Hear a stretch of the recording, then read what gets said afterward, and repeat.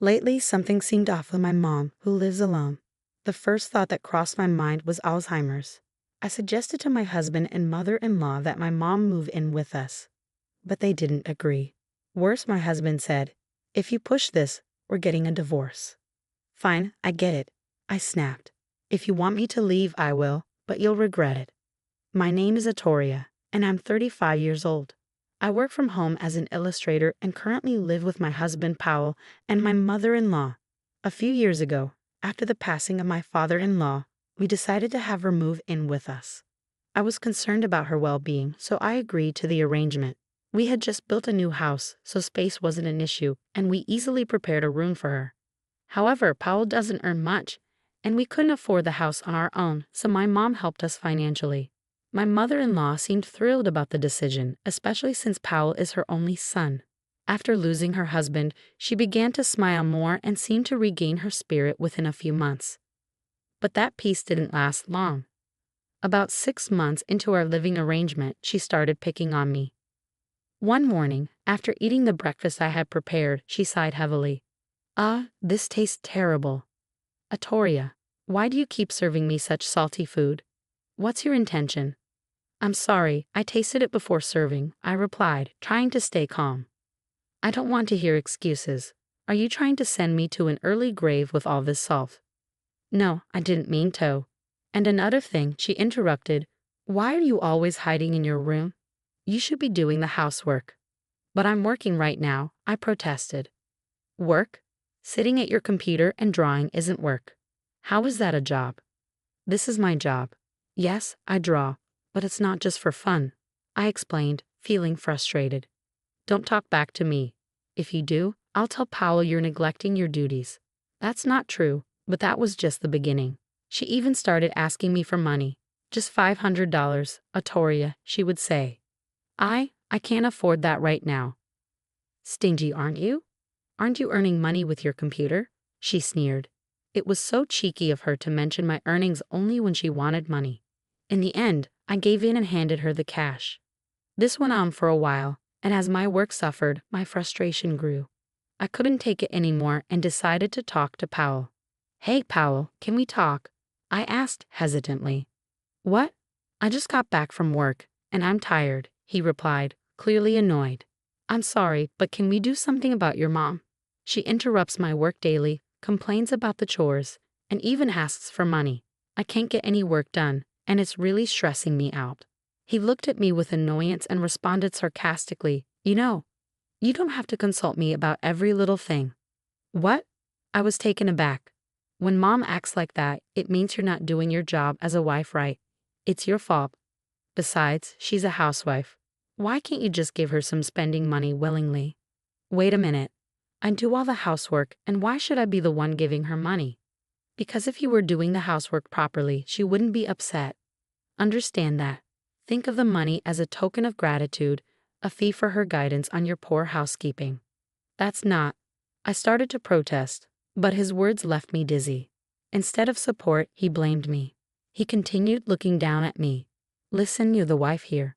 You married into my family, so just listen and do as you're told. Be quiet. Mom has been a housewife longer than you. She knows more. Her word is law. Got it? But from now on, if you upset Mom, I won't forgive you. Just do your job as a wife perfectly. Understand?" With a face like a gargoyle, he stormed out of the room. Tears streamed down my face. Why is it always me? Why am I the one being blamed? We started living together thinking it was a good thing, but I never expected it to turn out like this. I deeply regretted agreeing to live with them. One day, I felt the need to hear my mom's voice, so I called her. "Mom, it's me, Atoria." "Oh, Atoria, it's been so long since you last called. What have you been up to?" "Mom, it's only been 2 days since we last spoke." "What are you talking about?" "You haven't contacted me in 2 months," she insisted. A cold feeling crept over me. Our conversation wasn't making sense. The word Alzheimer's crossed my mind. Worried, I took my mom to the hospital the next day, and my fears were confirmed. She was diagnosed with Alzheimer's. Though it was mild, the doctor said it would be difficult for her to live alone. She's already well into her 70s. I couldn't believe that my energetic mom had Alzheimer's. That night, I told my husband and mother-in-law about the diagnosis. Powell, mother, I need to talk to you about something. They both looked annoyed. What is it? It's probably nothing important, Powell muttered. Is it even relevant to us? My mother-in-law added. It's about my mom. Today she was diagnosed with Alzheimer's. What? Alzheimer's? Your mom, seriously? Powell asked, incredulous. Yes, so about what we should do. Before I could finish, they burst into laughter. Poor thing, having Alzheimer's. I don't want to be involved with sick people, my mother-in-law sneered. Right. How weak must her brain be to get Alzheimer's at her age, Powell added. Why are you saying such things? I asked, shocked. Ignoring my confusion, they continued laughing. People who get Alzheimer's are those who don't think much in their daily lives, my mother-in-law remarked. Yeah, just like you, not thinking much. That's why you'll get Alzheimer's too, Powell said, chuckling. Stop it. How can you say such cruel things? I demanded. Why not? It's the truth, right? Yeah, Mom, we're just telling the truth. This was too much. Everything went dark as their cruelty overwhelmed me. You're not thinking of taking care of your mom, are you? Powell asked, his tone suddenly serious. Well, I was hoping she could live with us, here. Are you kidding me? Why should we live with someone with Alzheimer's? Powell snapped. She's not just someone with Alzheimer's. She's still in the early stages and can take care of herself. That's not the point. We're not living with her, period. I accepted living with your mother, so why not mine? I retorted, trying to keep calm. Suddenly, Powell slammed the table and glared at me. Don't compare a healthy person like my mom to your sick mother. Got it? I will never agree to live with her. But if something happens to her, I'll regret it forever, I pleaded. I don't care about your regrets. You married into this family, so just listen to us. No matter how much I tried to persuade them, their stance remained unchanged.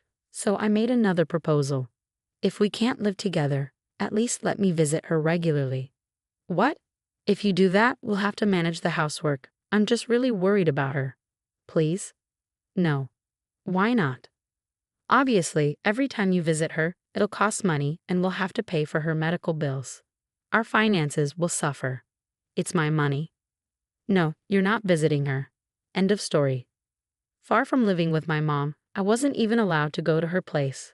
I was completely stuck in all directions. Even my mother-in-law, who had been listening to the conversation, added a blow. Atoria, do you even understand your position here? Mother, please, I'm really worried about her. Enough. You're part of the Brown family now. Just listen to Powell and me.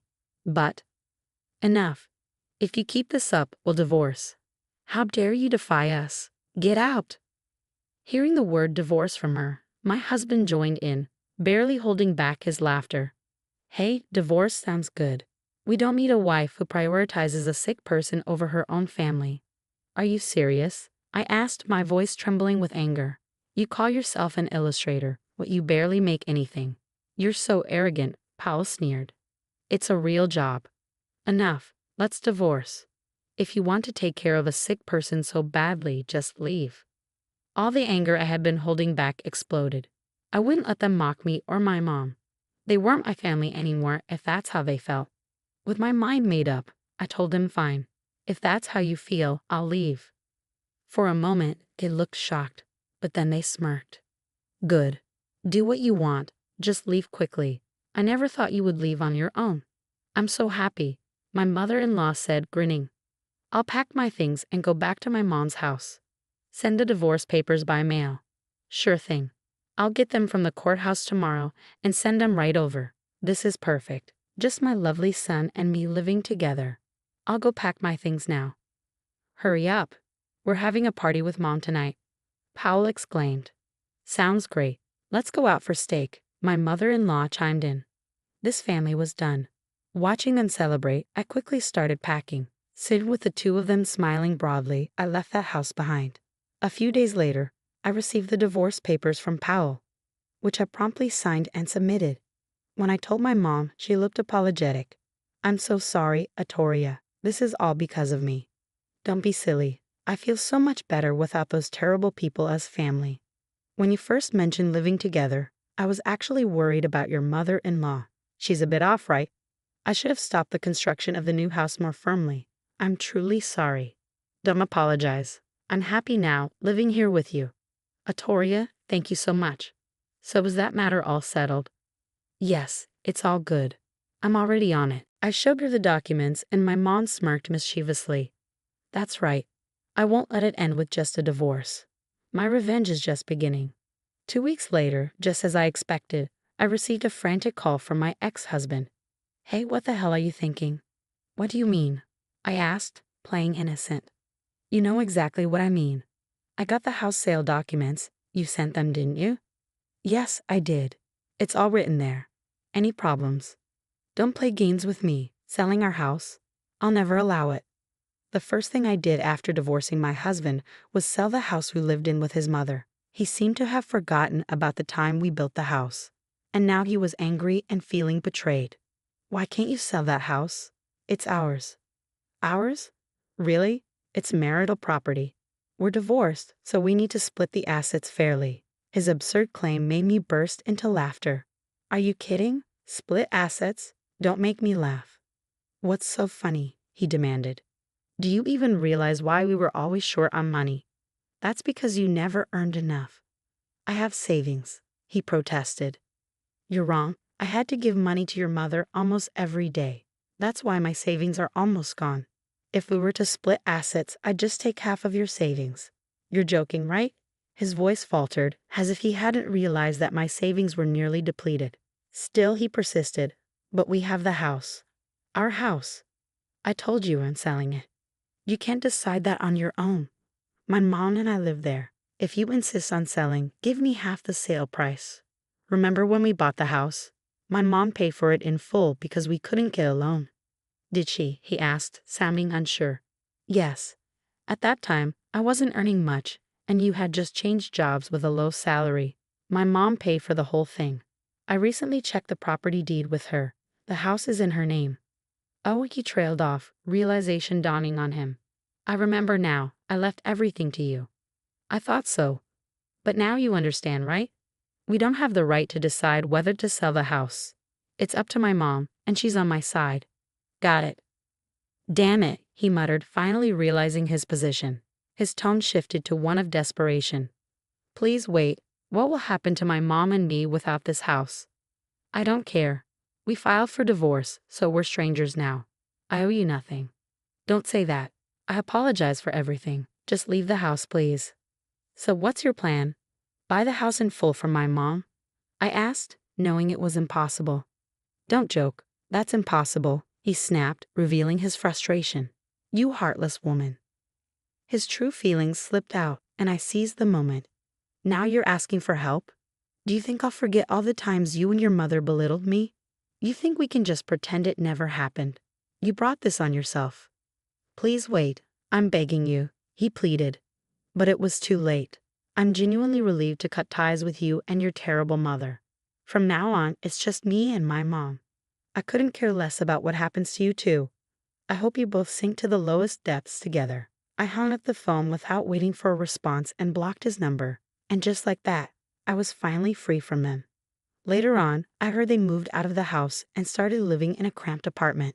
With his meager salary and his mother, who had only ever been a housewife, their downfall was easy to imagine. Now, his mother apparently works a hectic part-time job at a supermarket. On the other hand, my mom and I are living peacefully. Thankfully, her Alzheimer's is still in the early stages, but I know it's going to get tougher in the future. That's why I want to spend as much time as possible with my mom, my only family. I've made a promise to myself to cherish every moment I have left with her.